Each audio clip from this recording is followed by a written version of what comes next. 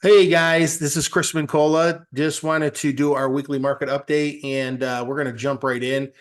There's some crazy talk going on. We got Feds talking. We got all kinds of things happening this week. So, are we in a balanced market? Are we kind of the new normal? Well, these are normal mortgage rates in reality over history. We've seen this. We basically, got used to the whole zero sum game on rates for a very long time. And here we are. Should they lower rate the Fed's fund rate, though, which through the bond market will indirectly affect the mortgage rates? Yes, they should.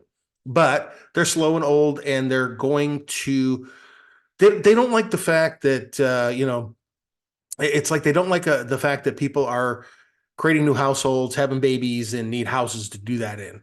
So that's to kind of quote Logan over at Housing Wire. So anyway, welcome to the new normal. People are kind of making peace with these higher rates, which I told you was going to happen. We talked about the fact that people are going to kind of get used to these rates. They're going to be like, well, I got to move. I have to move. I want to move.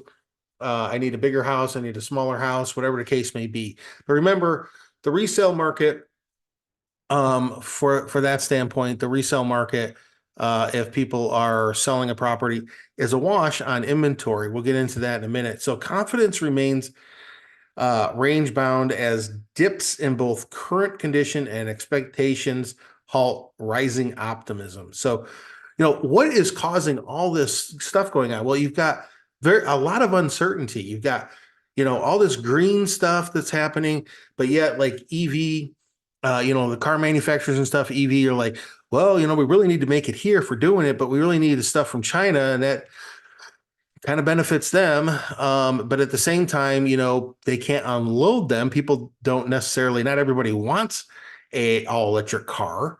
So again, most people like to have the option of maybe a hybrid, maybe, the combustion and all that. And without getting into the weeds of whether or not it's actually cleaner or not is a whole nother story. But consumer confidence index is down. Okay. And there's just people are just like, what is going on? Why are we paying such high amount of money? This inflation is so high, everything costs so much. And you wouldn't be wrong, and it's totally baked in now. So even though the rate of inflation maybe had lowered, especially with shelter costs, the rate of increase on shelter costs, which is 44% of that inflation rate, has lowered. It's still baked in. You're still paying more. It's not like the price of everything came down, to a little over 2% from over, 9%, or, if you're looking at things individually, maybe even as high as 20 or 30% in some cases. We see insurance, I'm sorry, insurance going up like 30% across the board. I mean, this nonsense has got to stop. And a lot of this volatility is because of a lot of inflationary factors. You hear, well, these green new things are subsidized. Everything that moves, everything that's transported, it has to be done through energy. Okay. Your utilities, it's energy, right? If all that costs more to ship you a product, to get a product to a store or whatever, it's going to create more of an inflationary factor. So guys, you got to print more money for all these subsidies, and they're not actually in the green sector. They're not, it's not free. Somebody's got to pay for that stuff, guys. So to move everything, it's creating that overall inflationary environment. Then they're printing more money for all the spending that they're doing through the government. And they just did another CR. I guess they're doing another CR for like 2 more weeks, which is absolutely ridiculous. Can't we just have a normal balanced budget? I guess not. They don't run it like a household or even a business, which is sad. But that's what creates all this spending. More inflation means higher rates. End of story, the end. But is there any good news? Feds Williams reiterates rate cuts likely this year. Okay. So the Fed, they have these different Fed presidents. They are kind of split on some of these ideas. This Fed president, Austin Goolsbee, housing inflation is what we have to watch. But, this guy here is talking about, in this little talk here, in this little interview, they're wondering, is it inflation or is it the employment. And this guy says, well, it's the inflation, not the unemployment. But then again, I'm going to show you something here. And there's another former Fed talking about it. He thinks, well, inflation's down. We should see rates come down. Well, yeah, that's usually how that works. But, you know, we have to also look at what the Fed is looking at, not what they should be doing, but what is the Fed doing? Because they're the ones that are setting this. So what they're looking at also, besides inflation, I think even more so when you look at how they're voting on it, um, and what they've said in the past is that they are looking at the unemployment. They're looking at unemployment numbers. So in reality, I talked about this last week. You had them come out with this seasonal adjusted jobs numbers last month, and it was nonsense. It was absolutely nonsense because they're trying to say they were ahead by over 300,000, but in reality, when you break the numbers down more and you look at what the ADP numbers are, which are really much more accurate, we had a loss of 265 million jobs because of that seasonal adjustment. So in reality, nothing happened. So looking at rates, looking at the bond market, strong reactions. There was some back and forth on manufacturing and so on. Long story short, the 10-year treasury, which, really kind of sets this whole thing up, went down, which means your rates were down a little bit. Okay. Nothing crazy, but rates are still too high for most people to want to jump in right away. So that brings us to supply and demand, because the supply and demand is the biggest thing. I talked about some of this stuff last week. I'm going to see if I can pull this up here. That's not cooperating. Okay, here we go. So I just wanted to bring this in. Look at here with Generation X. What happened here in 1973? Abortion started. I talked about this last week. Look at the number of births and how it dropped off, but then it picked back up into the 90s. Okay. Now, the average or median age there, let me pull this over. Oh, come on, cooperate, please. There we go. The median age, with that higher population and that lower population, using that 36 years of age, they're forming households. They're getting married. They're having kids. They're forming households. Okay. So when that caught up with the 2006, which really started in 2006 with the crash, led into 2008, 2009, and all that. So we had 5 down years throughout all housing history. Okay. We had like over 81 years. We have 75 good years, 5 down, and 1 kind of flat. But what led to this, like Barry Habib points out here, demographics is destiny. And we see that with that drop in population, that led to less demand, less first-time home buyers, less household formations. At the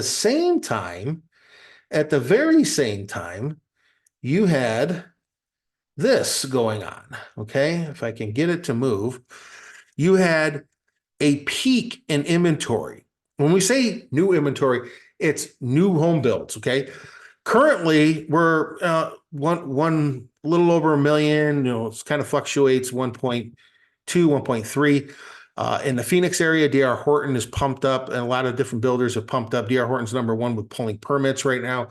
They're trying to ramp it up, but the new housing market and the resale housing market are really two different animals. Okay. #1, new builds are really the new fresh inventory. When somebody owns a home and they sell it, they're usually going and buying a property. Okay. So this is what we ran into in the past, where they overbuilt, and they're not doing that now. But we have an increase in population, right?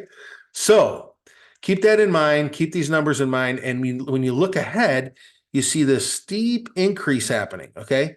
Steep increase where we're getting into the now time. Okay. The now time where we look ahead from like 1990 onward to now, all these people gonna, starting to flood the market. So there is more demand, but there's a lot of pent up demand. Now, our inventory here in the Phoenix area, a little over 16,000. That's remained pretty flat, not much of a change there. But look at the interest rate over time. Okay, look at the interest rate over time. What does this kind of show you? Okay, especially from 80s on, you kind of see where each decade, it kind of, there's some ups and downs, of course, but it kind of fluctuates within each decade. 1990 to 2000, we're running right around that 7.5 factor. 2000 to 2010, we're running right around that 6% factor. And it runs in these cycles. So should rates come down? Will they come down? Probably yes. They certainly should. But we could be, when people say, I'm going to wait for rates to come down. I want the housing market to crash. I'm going to wait for rates. Well, you could be waiting a decade. So maybe that's not the best strategy, unless you just don't need to move, don't want to move and all that. Don't need to upsize, want to rent forever, whatever the case may be. You kind of need to factor that into the equation. Now, when will this happen? Well, here is a little chart, a projection that Barry put together on where an estimation, kind of the general rules of numbers, but you see this core PCE, which is really what they're following for the Fed's cut. Really the rest of the year isn't going to be at that 2% mark that they're, that golden 2% that they're always going after, even though we have a whole different economy than we did back in the 70s, 80s, and so on. And maybe that needs to be adjusted, but that's a whole nother conversation. But that's where they're looking at. Think about it like this: if they left things alone, maybe had a little bit more of a moderate, earlier and moderate increase and stuff on their Fed fund rate, but let the pricing maybe just go up to the point where people just weren't going to pay those higher prices anymore. Okay. Rather than what's happening, right now, where you have super low inventory pretty much across the board, across the country. So that automatically brings prices up. And on top of that, they have the Fed's fund rate up, which means the bond market's going to be fluctuating. And that means that you're going to have higher mortgage rates. So let's not just have high prices. Let's also have high mortgage rates. How's that helping people? How's that helping the affordability? And I know they want to try and get things tampered down. So they want less people to buy until they feel like they've gotten the interest rates under control. And remember, Jerome Powell is there till, what is it, 2026? So he doesn't want his legacy to be that he, let the foot off the gas too soon. So all that's a factor, even though we're in an election year. Okay. So, couple other things I want to point out. When you look at the building and inventory, again, demographics are destiny. So we see that the completions on new homes are much lower than where we are on household formations. People say, well, yeah, but Chris, what if there's a recession? Well, remember, everybody wants to go back to 2008, but that was, again, inventory, supply, and demand were much different. Okay, which led to poor lending practices, which led to the housing crash. We don't have that. We're not in that world, and the whole lending practices have changed. Okay, so when it comes to just general economic recessions, which Barry Habib and others think will be in by the middle of this year or end of this year at the latest. And keep in mind, the government won't tell us we're in a recession till probably, if that were the case, probably till late winter or spring, maybe even next summer. Yeah, they tell you months later, like several months later. Oh yeah, back then we were in a recession a few months ago. So, but housing stays strong. Rates drop during recessions. The only exception to that was like I mentioned earlier, those 5 years.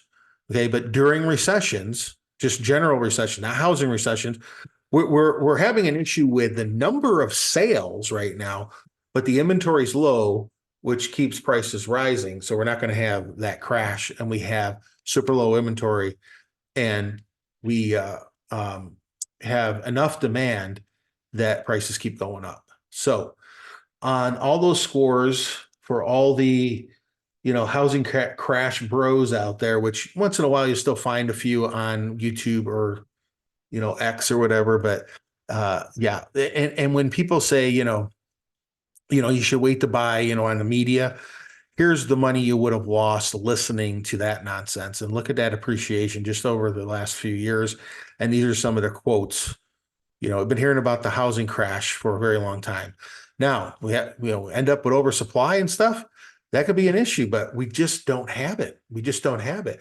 And new supply, again, is the builders doing it, not somebody just putting the house they own on the market that they live in, because they're going to go and buy something next. And they're going to sell that and then move and buy the next property, right? So that's not really new inventory.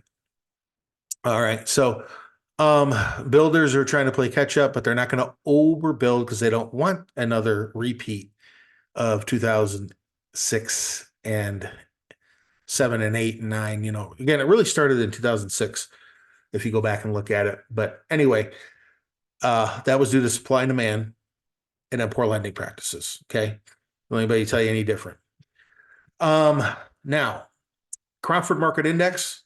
On the index, below 90 is a buyer's market, above 110 is a seller's market. And we've been hanging right around 117, give or take a few points for weeks now. And the demand and the supply hasn't really changed much. So everything's just kind of in a holding pattern. So really, we're kind of in a balanced market with a little bit of a overall to the good of the seller, but not really crazy. The number one city in a seller's market is Chandler right now, then Gilbert, then Glendale, then Fountain Hills, then Phoenix proper, Mesa, Tempe, Avondale, Scottsdale, Peoria, in that order. And then we go into balance market with Cave Creek, Paradise Valley, and Surprise. And then a buyer's market would be Queen Creek, Goodyear, Buckeye, and Maricopa City. Let me just going to read this to you. Cromford put out a statement, and they said, at the start of the year, we were hoping that sales volume would have turned around by now and be starting to climb as the spring season got underway. This is unfortunately not happening yet. Now, mind you, we are seeing, homes are priced accordingly and everything across the country and in Phoenix. We are seeing multiple offers on home price, but things are definitely slower with the higher rates. Okay. Slower than they would normally be. Okay. In general. The latest reading for the annual closing rate is 72,223 across all areas and types. This is down from 72,359 a week ago and 72,448 the week before that. Not encouraging. Okay. There are a few segments that are seeing some growth, but even in the city of Phoenix, we have dropped below 10,000 single family closings per year for the first time since 2008. Ooh, 2008, Chris. Yeah, oh, wow. Okay. But again, it's kind of just a balanced market. It's more expensive, certainly. Should it be? No. Why? Fed. Okay. Here is our latest table of Cromford Market Index values for the single family markets and the 17th largest cities. Okay. So they give the table I just gave you. So one thing I would point out too is that what to watch with the Fed, because 12 out of the 19 Fed presidents, they they are looking at between 3.8 and about 4 or 4.1 unemployment. If that unemployment, the correct numbers, okay, if they make that correction over the next month or two, which should be by March 1st at their meeting, and I'm sorry, May 1st, we should unless they're just like, well, I don't want to, we tamed inflation, but I'm old and slow and living in the 1970s and I got a COVID mindset policy. I, you know, I want to make sure I maintain it because in 2026, I am going to be leaving the Fed and I don't want my legacy to be tarnished. Now, if that's the case, they may want to make sure it's going to be stable longer. But as long as the government keeps printing money, your inflation will never be stable.